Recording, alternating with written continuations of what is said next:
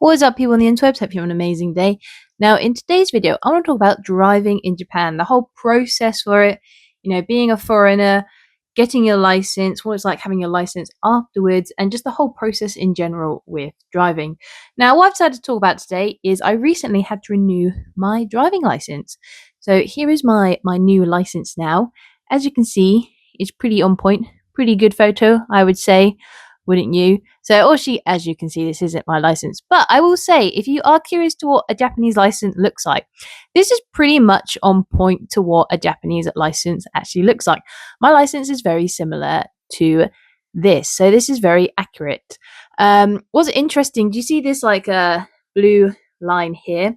This kind of tells you where you are at the stage of driving. So when you're a brand new driver, this part is actually green as a brand new driver, and it will have the expiry date when you need to go renew it. So when I first got out here and converted my license, that this line was green, and now my new one is blue. So I've got 3 more years before I have to renew it again.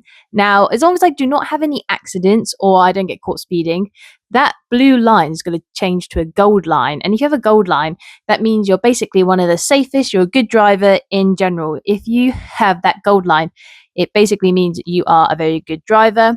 If you get caught for speeding or you have quite a severe accident and it gets points on your license, your gold bar will change to blue. It's actually quite interesting because one of my teachers told me on their license they used to have the gold line, but then they got caught for speeding, so then their license dropped to the blue bar. So yeah, really interesting scale they have for driving out here, where it's all based on colors. If you're brand new, you're green. If you're an average driver, it stays blue. And if you are a good light driver, it changes to gold. Now, the interesting thing with the color scheme as well is, so let me tell you the process of what it's like to go get your license here from another country.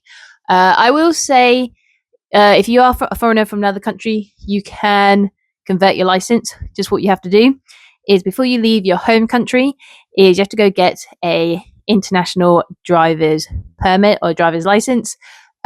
What's really interesting, I was talking to different foreigners on where to get this. You'll have to check in your own country where it is, because I just thought, like every other country, you just have to go to your local post office. Because in England, you just have to go to your post office, ask for one, they'll fill it out for you, and it's done and dusted. But speaking to some of the other foreigners here, their place for where to get their actual international license is different. So definitely check where you need to go for your one. But if you're a British citizen, you just need to go to the post office. Other people, you got to check where it is, because some are really interesting. Some said they have to order it online. So yeah, really interesting. But anyway, this is also where it can change slightly for countries as well. So for a British person, you just need your international license, some paperwork to prove that you're in your home country for a year, and you give that to the driving center here, and you just have to have a quick interview, and then bish bash bosh, they will give you a driving license in Japan. So for a British person, it's super easy, because all we have to do is pretty much have an interview. What they also do as well is an eye test, and you just got to pay some money, but that's all pretty straightforward. Everyone has to do that. But depending on the country you're from, especially from America, you really got to check if you're an American, because the American one, you might have to do a whole driving test. You might have to do the whole written test as well. But depending on which state you're from, you can be like a British citizen and just have to do the interview.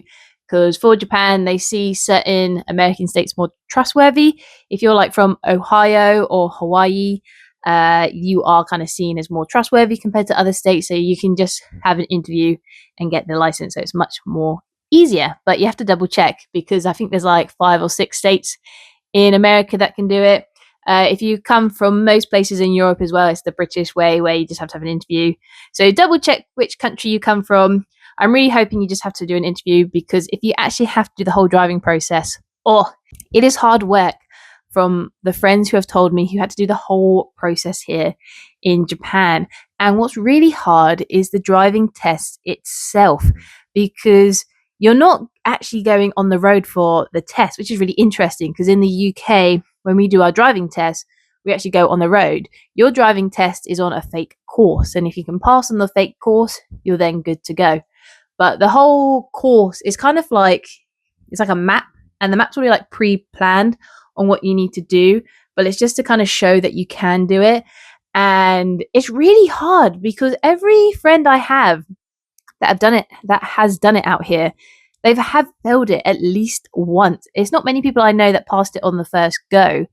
And one thing they always said to me to why they were failing is Japan's really strict on, you have to be really on the left side of the road. And I'm not meaning like being in the left lane for driving, because in Japan they drive on the left. I mean, you are in your left lane, but you have to be on the really left side of it. They really want you very close to the line. And that was one of the reasons they kept failing. They were still a bit too far. So yeah, the test is really hard. They spent quite a lot of money, because I think every time doing the test, they were saying you can have a practice on the go, which I think they said is about 7,000 to 10,000 yen. So it's like £50, $100. And then you've got to pay extras on top. And they did sort of say they spent quite a lot of money on the whole process. I think they probably spent maybe, I want to say $300 to maybe £150. Because I think they sort of said it was getting roughly-ish, maybe sanmon, 30,000 yen. So yeah, it was getting a bit expensive for them, especially with them failing, because it just kind of kept adding to the fee. So I really recommend you come from a country that you just have the interview, or if it's possible, if you're an American and you can change the state to one of the more friendlier ones before you go, I kind of recommend that, because sometimes the whole hearing what they had to go through was really hard work. But anyway, you go through the process, you did it, you succeeded, you get your license, huzzah, and then you have it like this. You'll have a green bar, because when you start, even though in your home country you could have been driving for like 10 years, in Japan you will be seen as a brand new driver. So you'll have a green bar for 2 years on your license, and as long as you drive well and you don't get in trouble, you will be pretty safe. But because you are a brand new driver, when it comes to the whole renewal process, you have to go sit in the police station for 2 hours to go watch a video on road safety. And unfortunately, you can't get away with that. You have to, as a brand new driver, you have to watch it at least once for the full 2 hours. But what's also interesting is if you do get in trouble for speeding, or you've had quite a bad accident and you've been given points, when it comes to renewing your license again, you also have to watch the 2 hours. Because I did it this week, and it was really interesting seeing the other people who were in the room with me. There was 12 of us. You could kind of see 5 of them, including me, were classed as the brand new drivers, because they were all quite young. And then the other 6, you could see they were quite old and very tired and very annoyed. So you could just see from those 6, they've obviously been, realistically, I would say they've all probably been caught for speeding. And then they've had to go sit in the 2-hour course. So they're all a bit frustrated that they have to go watch the 2-hour road safety video. And what's interesting for watching this video, especially if you're a foreigner when it comes to renewing the license, is it's all in Japanese. So I can speak a little bit. I'm not very good. My Nihongo, my Japanese is not Jozu at all. I could understand the gist of what they were talking about, but it still was like, what is this? Because even when I finished it and they gave me my new license, one of the instructors asked me like, oh, did you understand that? And I was kind of like, not really. And then he had a big chuckle, because obviously we're meant to be coming like with more knowledge. And for me, it's like, well, I know what I'm sort of doing anyway, but I couldn't really understand that. So they sort of just laugh when like, oh, here you go, take your card. You've sat there for 2 hours. You've done the whole process of what it's meant to be, even though, there's a chance I couldn't understand any of what I've just sat through, and then I just go crash a car or something. But yeah, it's really interesting. And what's interesting with the 2-hour video is Japan's kind of road safety, like information video, is really tame compared to England. And I mean really tame. Like they would have these kind of videos where some person's walking on a zebra crossing, and then the car's not paying attention, and then they'll have the bad acting where it's like, oh no, a car is coming, ah, and then the person would get hit with the car, but it'd be like a really mild, like, oh, they've been hit. but then the kind of acting would like over dramatize it.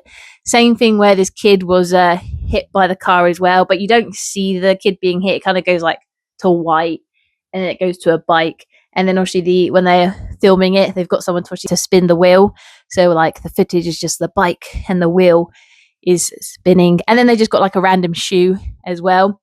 So very mild compared to England, because if you've seen some of the English ones, they're pretty graphic sometimes.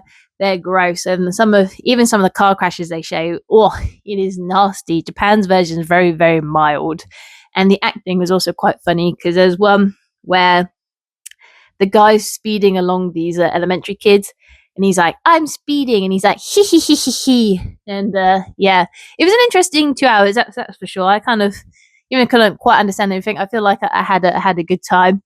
I was trying not to laugh in some of it because I just thought that the acting was a little bit cheesy for it.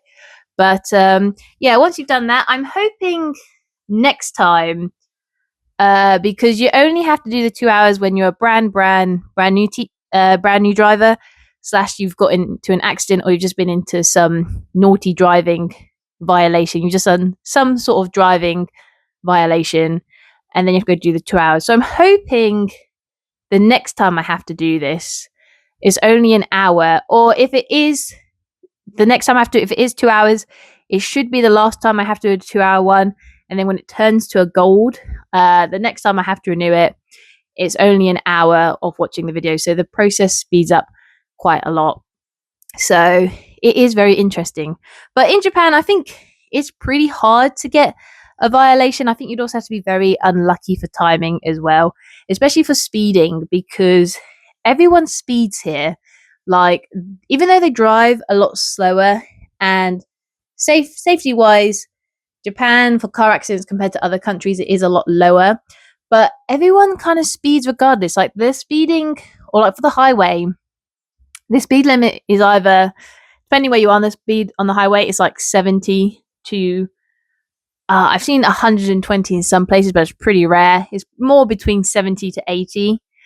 And even though the speed limit is 70 to 80, you see cars speeding and they're definitely going 120. And like, to me in the UK, speed 120 is fine because that's kind of what the actual speed limit is in the UK. But to Japan, it's like, whoa, like the speed limit says 70. You're like zooming along. And with that kind of speed distance, if there is a speed camera, you are going to get caught. You're going to get a hefty fine. You're going to get some points. And it's just like, for me, the speed cameras here are very interesting because I still don't really know what a speed camera is here. I've asked so many people, like, what is a speed camera? What am I looking for? Because in the UK, they make it very clear what a speed camera is so you can be aware. But here, like, every time I speak to a local, they can never really give me a clear answer. The only answer I've got that is a clear answer is like, just watch out for a policeman who is going to be the speed camera for the day. And I will say I have seen policemen be the speed camera for the day. And if you ever do come to Japan and you do want to drive, watch out for on the public holidays, bank holidays. Those are the days the policemen decide to come out, because that's the only time I've ever seen the policeman be a speed camera, is on the public holiday weekend. So those are the weekends to watch out. Also, as well, if you are a tourist that you just want to come, you don't need to do this whole process. That's only if you want to live in Japan like me. As long as you have an international driving license before you leave your country, you can drive in Japan. But most driving here has been the same to the UK as well. I think the only biggest thing I've seen for the difference between Japan and the UK is they have, at the traffic lights, they have a red flashing light sometimes. And when I first got here and I saw that, I was really confused, because I was like, hold on, why is the red light flashing? That's not right on a traffic light. And I had cars behind me. I was getting really confused. I didn't know what to do. And I thought, well, I'm going to try and use a bit of common logic. We have a flashing red light. It's not changing. I'm in like a bit of an awkward angle. So my brain kind of took it as, oh, I bet this is kind of one where it's like you can go, but you just have to like proceed with caution because like your view is slightly obstructed.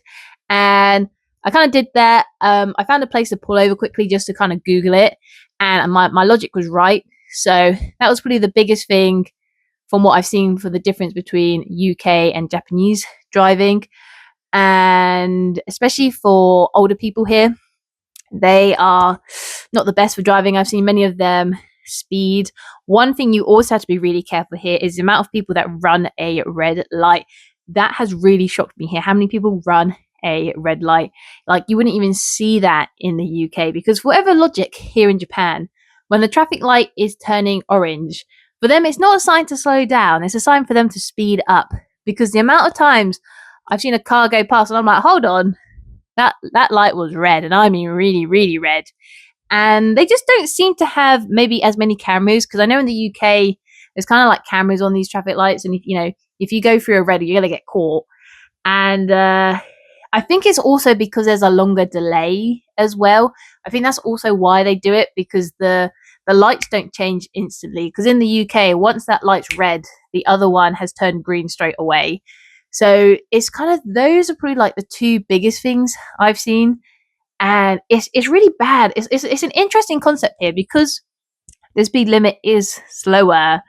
There does tend to be less accidents, but I definitely see more kind of bad and naughty driving here compared to the UK, especially the phones. I see many people on their phones as well. Like, there's definitely more like naughty, like that kind of behavior of like, oh, I can do this once and get away with it kind of mentality here. So the driving here, is pretty similar to the UK, but you actually do notice some difference as well. So yeah, that's just kind of my whole talk, rant, and experience of driving so far in Japan. I will probably keep on driving, but hopefully, let's pray, guys. Next time my new license comes, I'm hoping I'm going to have a gold bar there. So yeah, if you just enjoyed this kind of video of like a little bit of how the driving works in Japan and the whole process, like and subscribe. If you want to know more about the driving, let me know. I'll make another video to follow up from this one. And if there's anything you want to see in Japan, just let me know. And have a nice day. Like and subscribe. And I'll see you tomorrow. Bye.